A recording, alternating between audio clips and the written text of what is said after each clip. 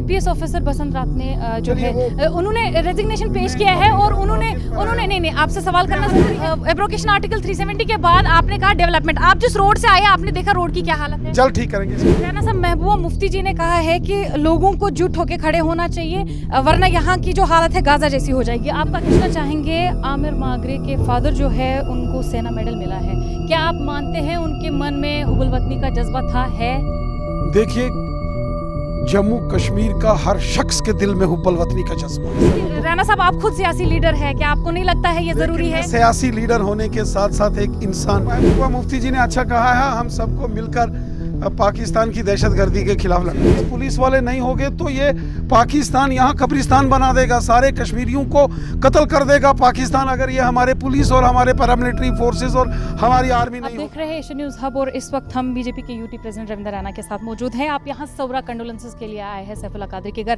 क्या कुछ आश्वासन दिया है आपने? सैफुल्लाह कादरी साहब एक बहुत ही माया नाज नौजवान थे जो जम्मू कश्मीर पुलिस के अंदर अपनी सर्विसेज दे रहे थे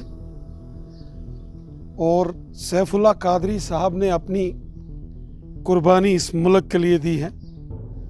मुल्क के दुश्मनों ने, कश्मीर के दुश्मनों ने, अवाम के दुश्मनों ने और अमन के दुश्मनों ने सैफुल्लाह कादरी साहब जैसे एक होनहार नौजवान जो अवाम के लिए दर्द दिल रखता था, जो हमेशा ज़ईफ़ों, गरीबों, मज़दूरों का मसीहा कहा जाता था इस सारे एरिया के अंदर, उसका जिस बेरहमी से कायराना तरीके से कत्ल किया गया, ये इंसानियत को भी शर्मसार और दागदार किया है।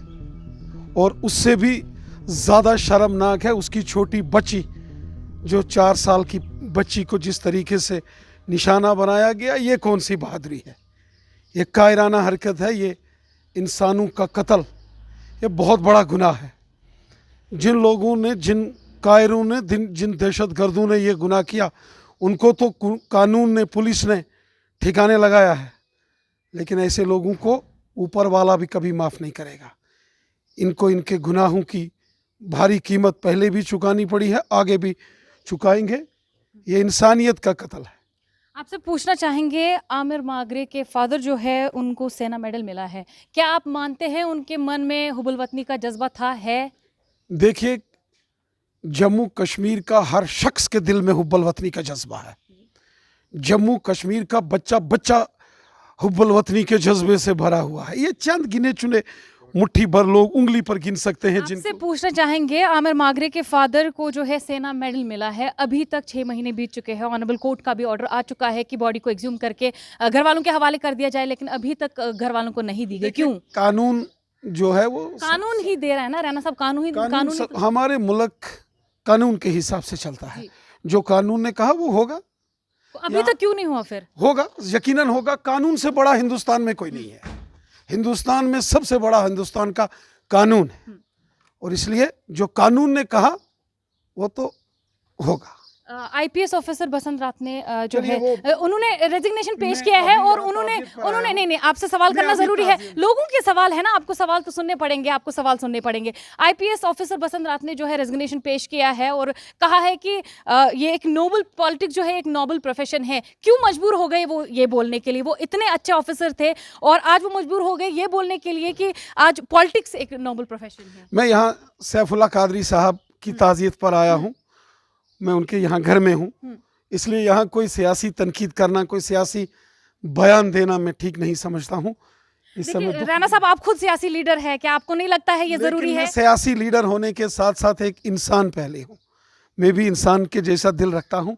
हमारे भी परिवार के लोग हैं, जैसे ये परिवार है, ये भी हमारा परिवार है, और मैं किसी के दुख में शामिल होने आया हूँ। राना साहब, महबूबा मुफ्ती जी ने कहा है कि लोगों को जुट होकर खड़े होना चाहिए वरना यहाँ की जो हालत है गाजा जैसी हो जाएगी। आपका क्या बयान है? महबूबा मुफ्ती जी ने अच्छा कहा है, हम सबको मिलकर पाकिस्तान की दहशतगर्दी के खिलाफ लड़ना चाहिए। लेकिन सवाल ये है ना कि सिक्योरिटी फोर्सेस का सवाल ये है कि 10 लाख के आसपास यहाँ सिक्योरिटी फोर्सेस है, तो फिर वो क्या करेंगे? तो वो अगर सिक्योरिटी फोर्सेस ये पुलिस वाले नहीं होंगे तो ये पाकिस्तान यहाँ कब्रिस्तान बना देगा, सारे कश्मीरियों को कत्ल कर देगा पाकिस्तान, अगर ये हमारे पुलिस और हमारे पैरामिलिट्री फोर्सेस और हमारी आर्मी नहीं होगी। क्या राणा साहब आपको नहीं लग रहा वो ऑलरेडी हो रहा है जो आप कह रहे हैं वो हो रहा वो है? तो जो कर रहे हैं तो उनको भी तो बुरा अंजाम हो रहा है। Ma'am please. उसके अलावा अगर एब्रोगेशन आर्टिकल 370 के बाद आपने कहा डेवलपमेंट, आप जिस रोड से आए आपने देखा रोड की क्या हालत है? जल्द ठीक करेंगे इसको, कब ठीक करेंगे राणा जल्दी साहब? ठीक मैम प्लीज आ जाइए। देखिए जिस तरीके से इनका बयान है कि जल्द ही ठीक करेंगे, आपने देखा कि किस तरीके से हमने भी इनसे सवाल किए और कहां तक इन्होंने सवाल के जवाब दिए हैं, आप भी देखिएगा।